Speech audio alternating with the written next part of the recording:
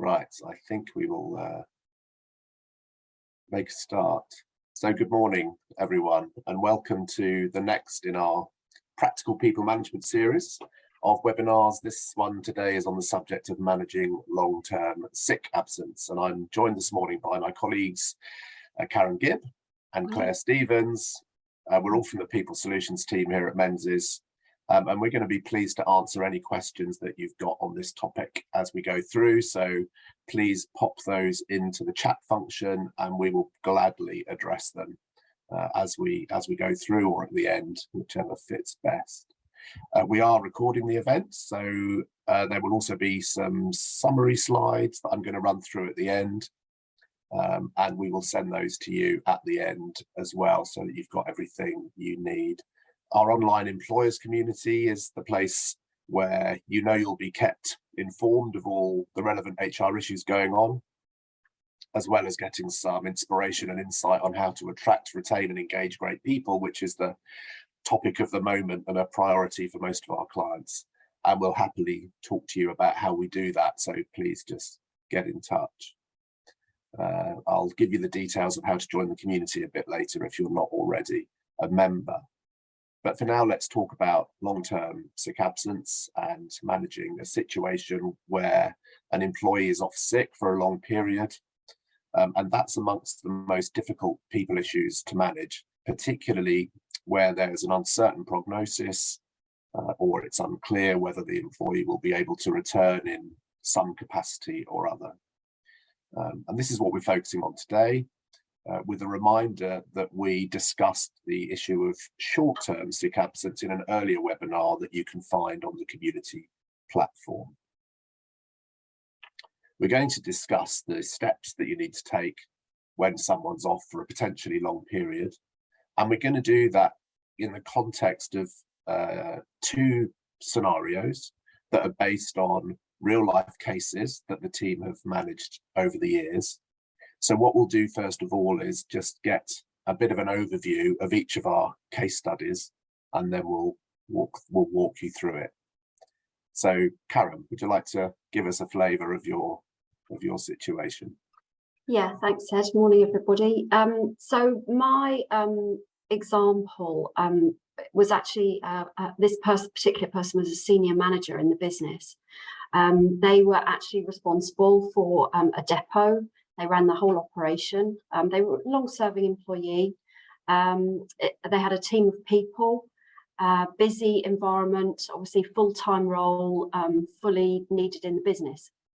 They suffered a very sudden and serious illness, which left them with, and they had an extended period of absence, obviously, and that left them with lifelong limitations around their mobility. But also around their memory, some of their cognitive ability and their ability to cope with complexity and stress. So whereas that had been something that was very much part of their everyday life and their everyday role, this particular condition actually changed that. In fact, there was some element of personality change in the individual, and they became, as we found, as we tried to integrate them back into the business, they became far more impatient and intolerant than they used to be, and that was all related to the issues that came out of this serious condition. They required an extensive period of rehab before they could return to work. And in managing that return, they weren't the same person as they had been before in terms of their ability or their personality. Okay, thanks, Karen. And Claire, what was the situation that you've been faced with? Thanks, Ed. Good morning, everyone. So my case study centred around an employee who had a fall in the office, and they've now been absent from work for around 18 months. Since the fall, they've suffered from a number of health complications, which has had a massive impact on their mobility and their ability to return to work, because there are really simple tasks that they're unable to do still, such as typing. But this has affected not only their back and their mobility, but also their hands, so they can't type. So they've had extensive treatment. They've been under the care of a lot of consultants and different health specialists. But at the moment they are still absent and have been so for, like I say, around 18 months.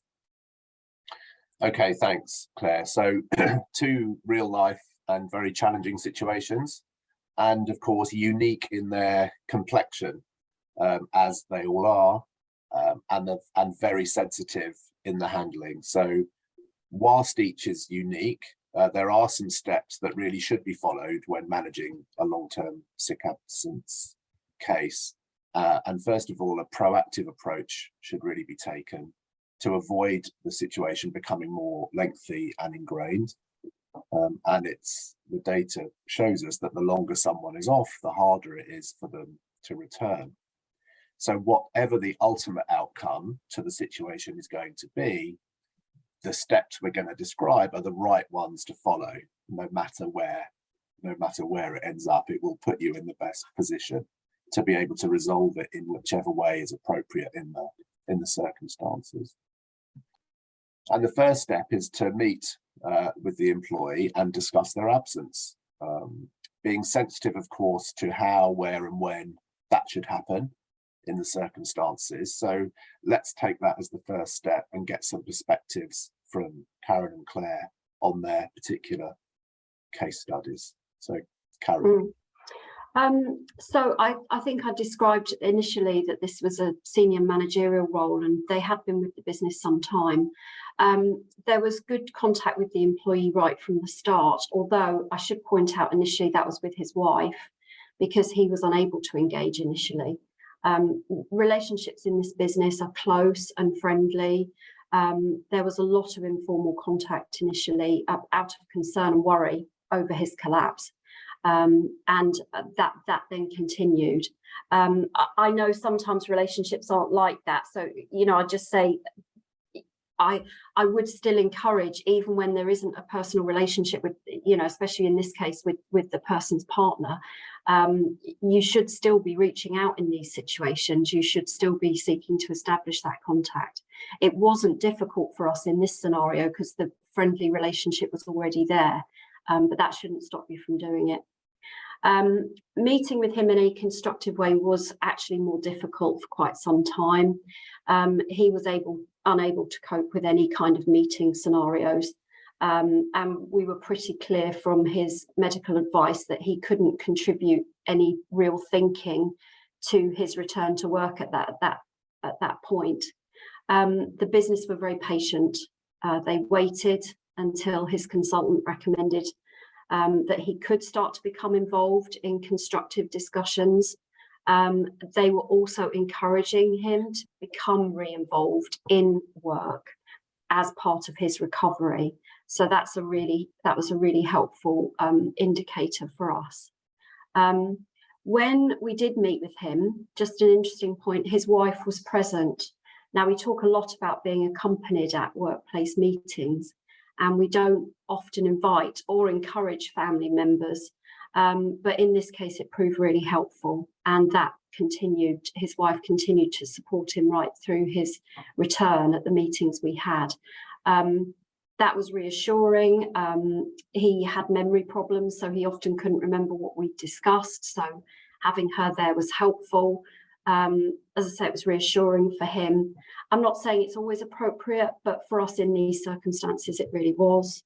And she also helped him to be realistic about what he could do in terms of his return. We started to be in a situation where he was wanting to do more than he really could. And sometimes it was actually her who was saying, we need to talk about that. I'm not sure you're ready. So we did engage, we did meet. It was unusual, but for those circumstances, it was pretty necessary. So pragmatism is the key, isn't it, Karen? And just shows how you read each situation and do what you think is going to work in order to try and get that communication flowing. So involving the gentleman's wife in that was obviously the key, and it's important not to be too rigid in your thinking around what you will and won't allow, but to read the room, read the situation, and do what you can. Yeah. Can I Okay. just quickly say, Ed, Yeah. sorry, Claire, because I hadn't thought to mention this. We went to his home initially. I should Okay. have mentioned location very, very early on an informal basis. Actually, this wasn't with me. It was nothing to do with HR. It was just informal.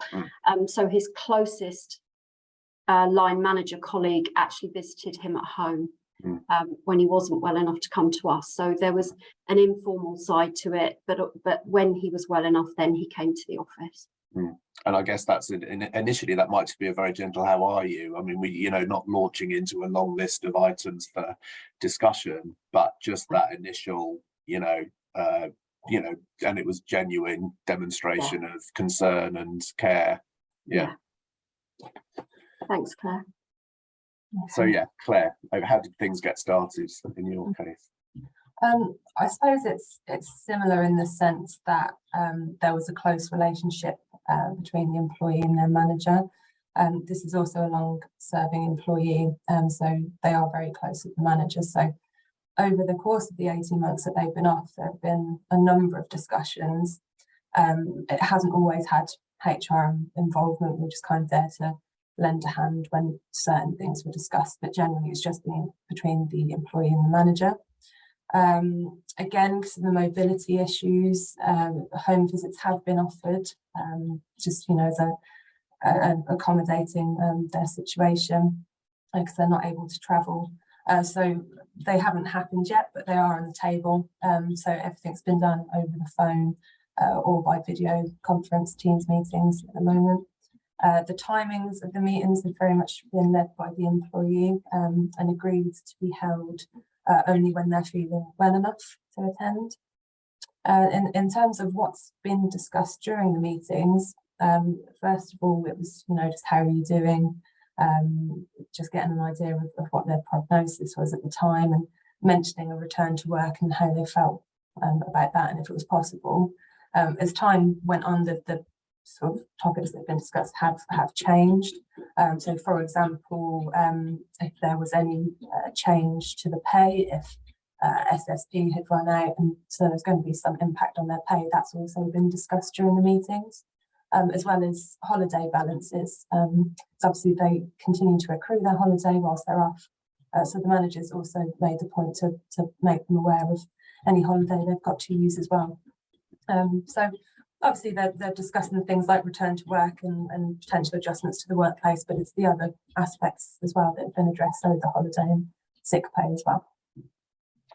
Yeah, so some really good points there, Claire, in terms of not forgetting, you know, holiday accrual, and when people are off for a long time and they might cross holiday, you know, the end of the holiday year into the next, and those kind of things, because there are particular you know, entitlements people have if they've not been able to take their holiday through long-term absence to be able to carry holiday over. So those things need to be considered. And the pay is going to be a sensitive one at some point in these long cases, isn't it? So it's, that's the one that's well worth you mentioning there. It's going to be an important consideration as someone absence extends, and it's often the case that company sick pay might, you know, run out at some point, and then there's a decision for the business to make about whether they extend any company sick pay, and then ultimately SSP may also run out at some point. And so again, having that communication flow in place is really important, because you really don't want to give anyone any surprises around that, and to be able to talk early about particularly pay changes, because for something, you know, that's likely going to have a significant impact on people. So one of the sensitivities around these cases. So as Claire and Karen have mentioned, these early discussions should include, at the appropriate moment, the reasons for their absence, expected length of absence, what they're being told by their doctors, starting to talk about if any adjustments could be made to support their return to work. And you'll probably also be thinking at this stage whether their illness could be classed as a disability, which would put a greater onus on you to consider adjustments, and also the way in which you're managing the whole process, but we'll come back to that a little bit later. At the end of any conversations you're having, you should talk about what the next steps are going to be and when further contact can be expected. And as we said at the beginning, that might be very gentle and informal, and then take it forward, and the process will develop generally as you move forward, but at different speeds depending on what the situation is that you are in. And at some point there will be a referral or a discussion about obtaining medical information, either from the individual's own doctors or therapists, or from a referral to a company occupational health provider. So let's just pick up on that point for a minute. You should ask for a medical report from doctors or consultants to try and better understand the employee's prognosis, whether they're fit to carry out their duties, and any recommended workplace adjustments. And that will be an expectation further down the road if things, certainly if things do not work out in a way where the employee can be accommodated long term. Again, we'll come back to that. But to obtain any of these reports, you need to first of all gain the employee's consent and clearly outline their rights under the Access to Medical Reports Act 1988. And this will need to be done in writing. And of course, they don't have to agree. And so this is where things can also get slightly interesting. So let's just pause and see how this aspect of it went in our two different scenarios. So Karen.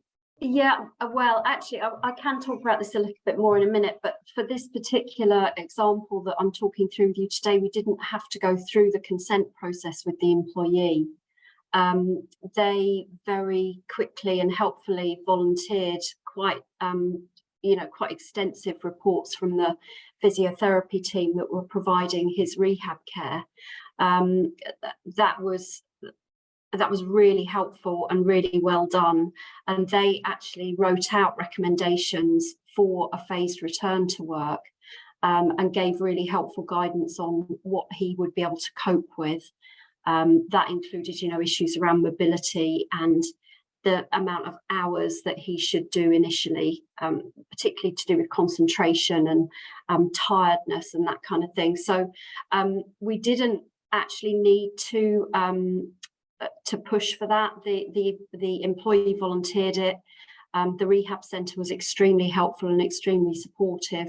And you do have to be very careful around confidentiality issues, but there was a very easy sort of channel of information flow between, and that allowed us then to plan his return around that. So we got off very, very well on that. Yeah, that's an ideal scenario, isn't it? Yeah, really helpful. Yeah. Yeah. Claire, how about in your case? So in my case, occupational health referrals and accessing a medical report have both been discussed with the employee, but to date, neither have been obtained. The reasons being that for a while, the nature of their condition and the number of different consultants and specialists involved in their care meant that the employee felt that the timing wasn't right, as the advice was likely to change with their treatment. So they didn't think that there has been a point yet where the advice would be, there would be a good time to get the advice, because it's a ever-changing situation. The impact on their health from the fall has just been so wide-ranging that the timing hasn't felt right yet. And this view has been supported by the consultants. We have seen a couple of emails from their consultants saying that they agree that it's not an appropriate time to get the advice. So the manager's been understanding and being very patient. They will mention occupational health and medical reports when they feel it's appropriate to do so, and they do hope that they can get this at some point, because they'll need the advice to be able to plan a return to work and make it a success, because the extent of the impact on their health is means that the line manager isn't really in the right place to be able to make those decisions, and needs some advice to be able to make sure that the adjustments they're making are the right ones, to best support the employee. And there's an interesting, that's an interesting dynamic in that case, because ultimately, it's not become an issue to date, as far as I understand it, but eventually the employer might want to move this on in a situation where an employee is not willing to provide access to the medical information. And again, it's sensitive and it's difficult, but ultimately, if the employer does need to move on and make decisions about the future employment, if it's tried and been as patient as in this case, but does need ultimately to move on without the information, and it's not being permission's not being granted, it can do so. But obviously, those attempts to obtain that information are really, really important. And so neither of our scenarios have ended up giving rise to a request for medical records. So let's just see, Karen, about any other examples you've got where that has been done on another occasion. Yeah, I've got a couple of examples I'll mention. And just before I start explaining, I would say that this writing to the medical profession from a workplace perspective, maybe even in any perspective, actually, if you don't ask, you don't get the answer. So they are not going to respond in a way that is necessarily going to be helpful from an employment perspective. So in my first example, though, this employee had a serious health condition, had been away from work for a very long time. They gave permission for us to write to his GP and his consultant, and we wrote a very structured letter that asked some very specific questions. Most importantly, what was his prospect of returning to work and when could that likely be? Now, this employee, we actually got a categorical answer that this employee would not be returning to his old job in any capacity. So he used to be a driver. There was absolutely no way that he was going to be able to drive in the way that he used to. It's one of the most categorical answers that I've received in these circumstances. That was not going to be possible. Now, there wasn't an alternative for this individual. In fact, he was going to struggle to do any form of employment for the future. And that report was very helpful. The conversation actually went down an early retirement route. And that employee did retire and did not work, did not go back to any form of work. Now, that for us was a really good outcome, because very fortunately the employee was covered by permanent ill health insurance through the employer. And that meant that they had a financial cushion to fall back on. That's not very often the case. I haven't dealt with that more than 2 or 3 times. So sometimes that conversation's a lot more difficult because the employee doesn't have that financial fallback. But on this occasion, the report was categoric. The employee retired, and they didn't take up gainful employment again. Now, the other example wasn't so successful. The employee had an operation. We were trying to get a perspective as to their likely return date to work and whether we needed to make any adjustments to that. We wrote asking very specific questions about their fitness to return, but the report we got back largely ignored the questions and just essentially gave us a very medical response. It wasn't particularly helpful for us. The consultant wouldn't engage in timescales to return. And it's a bit of a sweeping statement, but sometimes medical reports are reluctant to get into workplace practicalities. And on this occasion, although we offered to share a job description, the consultant largely said, look, I'm not an occupational health advisor. If you want that kind of advice, you'll have to go and get it. Here's his medical prognosis. And obviously, from a practical point of view, that wasn't particularly helpful for us. So not such a good outcome on that one. We had to do, we had to go a different route on that. Yeah, so that's a good point there, Karen. Often the medical profession, who are increasingly obviously time poor and don't often, will not prioritise these kind of requests. So you're often waiting a long time, and you also will get whatever it is they want to tell you, not necessarily the answers to your question. So let's just be clear about the two sources of information, because that's where having an occupational health service is invaluable in these cases, because you can either get your information from the treating doctors, or from your own occupational health advisor. And of course, when it's your own occupational health advisor that you're engaging to do the report, they're going to be much more inclined to answer your questions, because you're paying for them to do it. That's what they're there to do. And often they will also deal with the permission process of gaining the permission from the employee in order to do the report and share it with the employer. So finding a good occupational health advisor is also important, and that they can be quite variable. I mean, as with everything. So over the years, we've kind of kissed a couple of frogs, if you like, but we now work with someone who provides a good, and accurate and helpful service. So if you need anyone, please do let us know, and we can make a recommendation. Okay. So once you've got your medical information, if you end up there, obviously you should discuss the reports with the employee and any new information that it contains, review and discuss any suggested adjustments that come out of the report. But if none can be made, you should maybe consider the options of either temporary or permanent redeployment, as we've heard about in Karen's case study there, and anything else that's going to help to facilitate their return. So let's just return to our case studies and see how they panned out in that respect. Karen.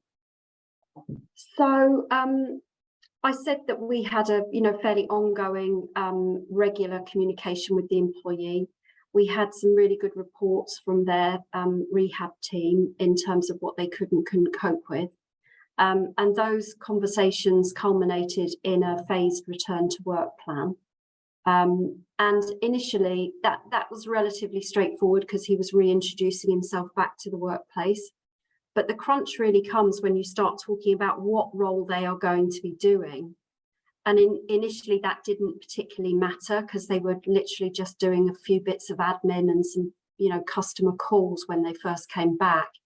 But we did have to have the conversation about this being a permanent change to their role, because it was clear from the medical prognosis that he couldn't be the manager of the depot again. That entailed long hours, a lot of stress, big employee responsibilities, a lot of cognitive function that it was clear that he wouldn't cope with very well. Now, although those reports were clear, this process wasn't easy, and he wasn't entirely accepting of that. It was quite difficult and quite challenging. The business handled it very well. He came back very gently. As he recovered, the hours and some of his responsibilities increased. They talked about not taking back the managerial role, and somebody else had been appointed to cover the job. And there came the point when we had to have the conversation that he would not take the job back, that this other person would remain in the role. Their doctor agreed, their partner agreed. As I say, the wife was still involved in the conversations at this point. I would say that the individual very reluctantly accepted it. And I think, in that situation, he was dealing with a whole life change here. There were lots of things in his life that he wasn't able to do anymore. So it was a difficult process. Anyway, eventually, as the employer, you have to reach a decision that says that this person can't undertake that role anymore. And they carved out an alternative role for him, and they appointed the other person. There was some friction with the person who'd been appointed to the role. That made life difficult. They had a good alternative role in customer service. They were very good on the phone. They had great familiarity with the clients. So I would say the employer here did an excellent job in carving out something that was suitable and appropriate. The role fitted their capabilities. And at this point, their pay remained unchanged. And obviously that's not always the case.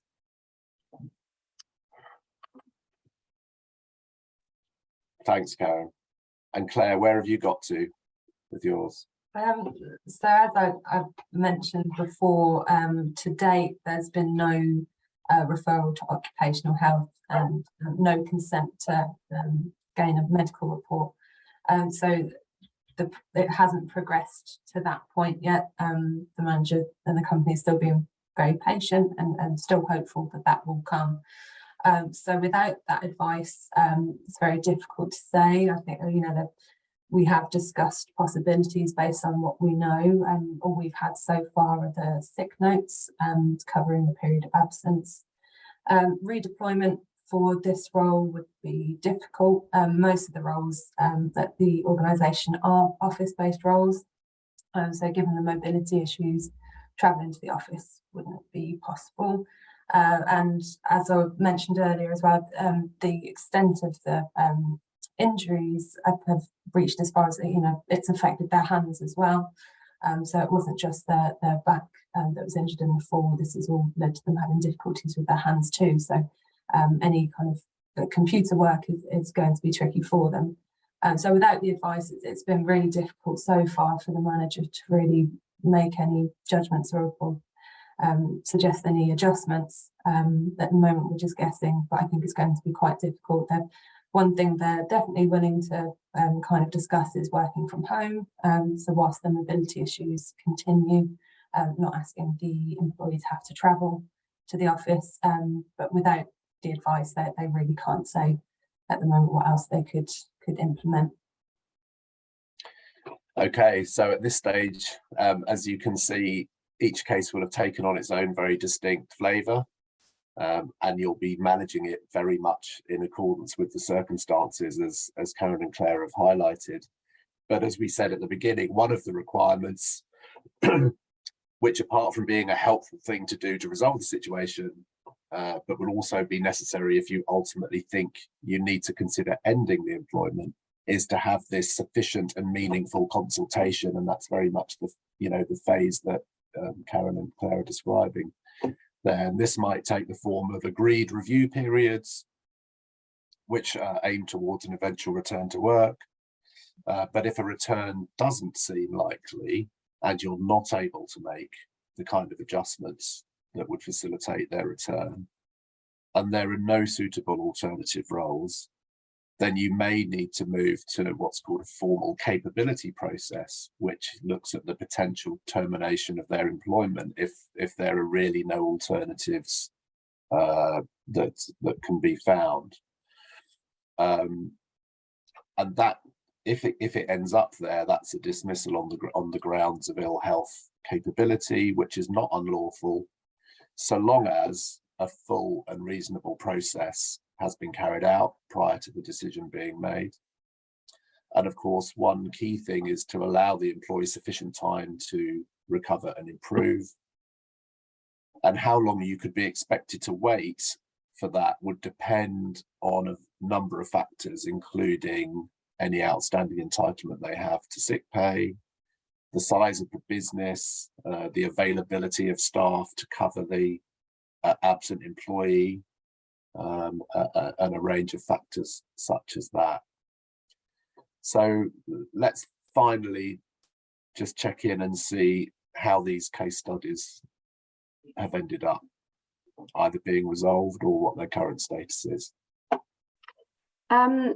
Yeah, I would say, you know, probably to give some perspective on timescales, I think overall the client, you know, from the initial health episode that this employee had through to reaching some sort of stability in an alternative role, in all honesty, was probably more than a year.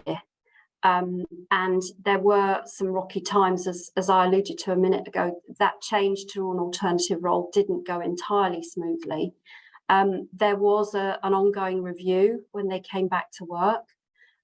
So that was a process of, initially kind of weekly, then monthly, then quarterly, kind of just checking in and making sure that they were coping as their responsibilities and their hours gradually increased. Just double checking that matched the rehab and the physiotherapy that they were receiving externally.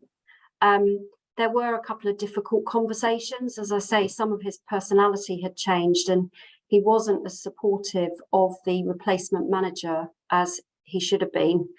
And so, there were a couple of difficult conversations where it essentially said, look, we do need to be making the adjustment now to you being a part of the team and not leading the team. And I wouldn't say for the manager handling that it was very easy, but without being honest about that, the team relationship was never going to settle back down again. In the end, it worked out really well. The individual has retained that alternative role. They could never return full time. So the business were able to accommodate him on a part-time basis. That customer service role actually fitted quite well with that. His pay was adjusted to the hours that he worked once that was agreed. And all of this was documented. So, the role and the scope of the role and the pay he would receive and the hours he would work was then put in place as a permanent contractual change for him. They did retain his salary level. They never lowered his pay from his managerial salary level, which was very fortunate. As I say, that's not always the case. But he's very much still an asset to the business, even though his capabilities were much reduced. And that situation is still ongoing. And the original health episode is, you lose track with COVID and things, but I'm going to say 4 years, 3 to 4 years ago. Okay, so really a positive, obviously an unfortunate situation for the employee and his family, but from an employment perspective, that's obviously quite a happy ending in the sense of being able to remain at work and for things to be adapted, in a very understanding employer in terms very of patient, patience, very and patient, continuing to pay and that kind of thing. Yeah.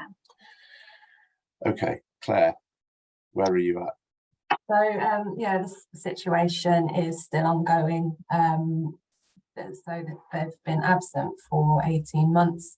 No medical advice or occupational health referral yet, but the manager is still hopeful that this will happen in the future. They're still very keen to get them back to work. They're a valued member of the team. So the discussions are ongoing at the moment. They try and catch up regularly, maybe once a month, to talk about how they're doing. But other things, like I mentioned earlier, like sick pay, holiday, making sure the employee is completely aware of their entitlements and are using holiday before it expires. So they're no closer really to a resolution, but they're waiting for the medical advice, and they are hopeful that this will come, but they're reluctant to make any decisions or move forward without something more than what they've got so far. And I guess that's a situation where, as the employees exhausted their sick pay entitlements and an SSP, or let's just say if that were the case, you can end up in a situation where this can become a very long-term issue, in the sense that the employer, apart from needing to still honour their accrued holiday entitlements, they may not be actually paying a salary, and things can very easily then sort of drift on and on. And for some employers, they allow that to happen because they think, well, that's if we're in this kind of holding pattern and hoping that there will be a change in the circumstances that will mean it will, we can happily resolve it in due course. And for others, not. And they might need to consider that capability. They might be thinking about that capability process where they seek to end the employment. But again, very much individual decisions and situations and circumstances. Let's just talk quickly about disability, because I said we'd come back to it because where an employee's sickness could be classed as a disability, there's an increased obligation on employers to make those reasonable adjustments that we talked about and remove disadvantages to the employee. In other words, you know, even in terms of the way that you manage these cases, you know, how you communicate, you know, so that you can take employees through this process in a way that makes takes account of the fact that their disability may hamper their ability to engage with the whole thing.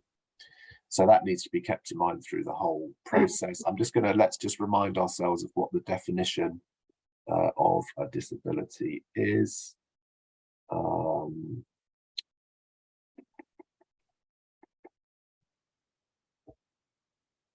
Can you see that? I'm not sure whether that's shared. Oh, hold on a minute. Yeah, it is now. Yeah, okay, great. So that's the definition. A person has a disability if they have a physical or mental impairment and the impairment has a substantial and long-term adverse effect on his or her ability to carry out normal day-to-day activities. It's a simple statement. It's not an easy one sometimes to determine. All of those words are loaded in terms of impairment, substantial, long-term, normal day-to-day activities. They are all things that the lawyers pore over in terms of what that actually means. And some cases are very clear-cut, and others are not. But it's one to be very much thinking about from very early on in terms of what we might be looking at. There's a whole other webinar there in terms of disability discrimination and all of the impacts of that, and I think actually we should add it to our schedule and invite one of our lawyer friends along to talk about the whole topic, but we won't cover it in any more detail today. But let's just quickly check in with Karen and Claire about the considerations that were made in their particular cases around disability. Ed, we were in the fortunate position, I guess, although unfortunate for that poor employee, this was absolutely considered a disability from the very start. So we were completely clear on that. So that led our thinking. We didn't have to ask any other questions or find out about it. It was a very serious health condition. It had a lifelong impact. Certainly that was an impact on their day-to-day activities, and it was an impact on their ability to carry out their role. So yeah, sorry to be a bit sort of black and white on my example, but it was really clear from the start, and we didn't need to we didn't need to have that confirmed through a further medical judgment. We treated it as that from day one. Okay, and Claire? Yeah, I think perhaps slightly different. In my cases, perhaps at the start, they wouldn't have considered it a disability. You know, this is all the result of a fall in the office. You could say that this is going to be temporary pain, and there'll be treatment, there'll be a recovery, and then they'll be back to work. But I think as time has gone on, and in the absence of medical advice to support this, I think the manager is very much of the view that this would be classed as a disability now. It's been ongoing for 18 months, as I say. It's definitely had a substantial impact on their ability to carry out day-to-day activities. So I think without medical advice to support, I think that they're treating it as though it is. I think it's quite clear now that this has potential to be classed as a disability. So interesting. Again, it looks like one thing at the beginning and then it turns out to be possibly something else later on. Yeah, so it's important to keep an eye on that and keep that in mind as you manage through these cases. Okay, thanks very much for those examples, which are very illuminating and highlight a lot of the challenges, differences, sensitivities, and the need to very much manage it on a case-by-case basis. I mentioned that there would be a few slides at the end, which I'll just run through now. They really are just a summary of the key points that we've covered, and we will send these to you after the event, and then afterwards we'll just have a look at whether we've had any questions and deal with those. So did that slide just flip over? Can I check, because it says that my screen share has paused. It's still showing the disability slide. I think I might need to just stop and share again then, because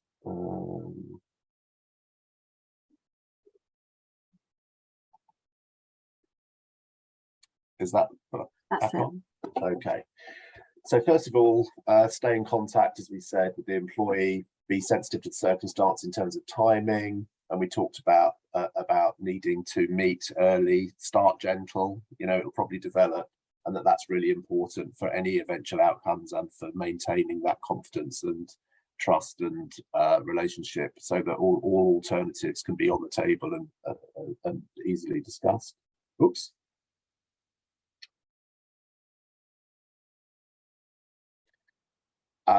You know, it might be a very gentle contact to begin with, but generally speaking, in those contacts that you have, you want to be talking about reasons, how long it might go on for, what the long-term effects might be, etc.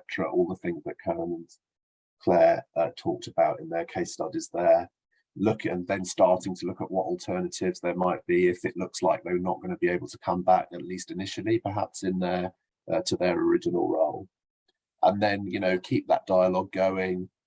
Put another date in for when you're going to talk again, and document those discussions in order, and keep a copy of those. Consider medical advice. This will be important at some point, probably from fairly near the beginning, and you've got those possibilities of their own medical advisors, doctors, treating doctors, or your own occupational health service. And you'll want information on the prognosis, when and whether they might be fit to carry on with their previous role, or what adjustments alternatively, either on a temporary or permanent basis, might be required. That will involve you going through the permission process for access to their medical records and permission for you to see the report. And we just set out there essentially how that works. You need to let them know what their rights are, ask them to sign for permission, and when they sign for that permission, they've got two options. They can either have the report sent straight to you, or they can see the report before it's sent to you, or they can just deny their permission altogether. But as it says at the bottom there, if you've done everything reasonably possible to obtain those reports, but it hasn't happened, then ultimately it's probably fair enough to move on and make decisions in the absence of that medical information if you've tried your best to get it and it hasn't been forthcoming. And then when you have that medical advice, then obviously a similar conversation, but in light of the information that you've been given, again, about what adjustments, availability of alternative work, or other possibilities, ill health, retirement, as Karen mentioned in one of her cases there, or just waiting for improvement. Ultimately, if none of that becomes possible, and you want to bring the employment to an end, you would be looking at using a capability process, and that's where all of the things you've done to date are going to be really important, because it's important that you've had full consultation, if possible, with medical experts, and where you've considered their ability to return to work, adjustments and alternative roles, and they've all been discounted as not possible. But again, you know, you will need to have provided sufficient time and consultation in order for that to hold as a fair dismissal. And there's just one case that's one of the core cases in a long-term ill health dismissal, which just exemplifies really the points that we've been making. So in this case, before deciding, set out the fact that before deciding to dismiss an employee on ill health grounds, employees should obtain proper evidence about the medical condition and the likely prognosis, have sufficient and meaningful consultation, and take the employee's views into account, balanced against the medical evidence, and then ask whether a reasonable employer could be expected to wait any longer before dismissing the employee, taking into account, as we mentioned earlier, any outstanding sick pay entitlement, availability of temporary staff, and the size of the business. So very much, you know, so a company that's big with lots of resources might have a greater expectation on them than a smaller business with fewer resources and fewer options available to consider. And then, as we've said, you know, particularly have a mind to whether this constitutes a disability and what additional focus you need to give to it in that situation. So that concludes the content that we have for you today. I don't think we've had any questions posed. Am I right, Claire? Yeah, nothing in the Q&A or the chat at the moment. Okay. Well, look, you know where to find us if you need us, and if you don't, you will soon, because we're going to email you with the slides and the a link to the video. And please also join our employers community. You can point your phone at that QR code and it will take you straight there to log in. It's a free resource, and it will keep you up to date with changes that you need to know about in the HR world, and also provide lots of thought-provoking information on how to get the best from your people. And as I say, a particular focus that we're giving over the next few weeks and months on the recruitment retention challenge, and how we're helping clients to manage that and keep on top of it. So that's it for now. Thank you very much for joining us. Have a great day in the sunshine, and we'll see you next time, which is on the 14th of July, when the team will be answering your questions on family leave. And then we're having a break in August and coming back in September with settlement agreements. It's all exciting stuff. So thanks again for joining us, and we'll see you soon. Thanks a lot. Thank you. Bye. Thanks.